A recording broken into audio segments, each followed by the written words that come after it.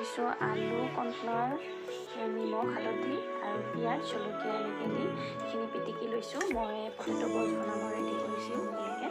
আৰু এয়া আমাৰ পটেটো বলছখিনি মই এনেকৈ ৰেডি কৰি ল'লোঁ। এতিয়া ধুনীয়াকৈ এইখিনি ফ্ৰাই কৰি ল'ম। এতিয়া ইয়াতে ফ্ৰাই কৰিলোঁ। গেছৰ জুই একেবাৰে কমাই থৈ দিছোঁ।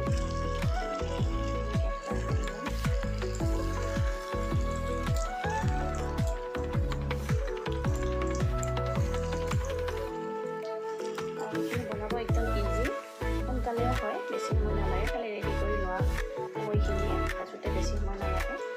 সেইকাৰণে এইটো বনায়ো ভাল লাগে বহুত মোৰ। আৰু আপোনালোকে এনেকৈ সোনকালে টিফিনত বনাই দিব পাৰিব ৰাতিপুৱা ল'ৰা ছোৱালী। আৰু মই এনেকৈ বনাই ভাল পাওঁ, সেইকাৰণে মই প্ৰায় দি থাকোঁ এনেকৈ ল'ৰায়ো খাই ভাল পায়। পটেটো বলছখিনি ৰেডি হৈ গ'ল। ইয়াতকৈ আৰু বেছি ফ্ৰাই নকৰোঁ। মোৰ ল'ৰা টিফিনত দিয়াটো বেছি ৰঙা হৈ গ'ল, কাৰণ সি এনেকৈ খাব ভাল পায়। এনেকৈ বনাব দিলে সেইকাৰণে তাখিনি এনেকৈ বনাই দিলোঁ। কিন্তু ইয়াতকৈ বেছি ফ্ৰাই কৰিলে বেয়া লাগিব, সেইকাৰণে মই আমি খোৱাটো এনেকৈ বনাই নমাই থ'ম।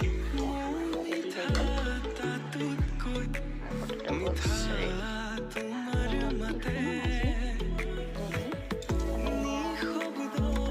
ল'ৰাৰ কাৰণেও মই এটা টিফিন ৰেডি কৰি দিলোঁ।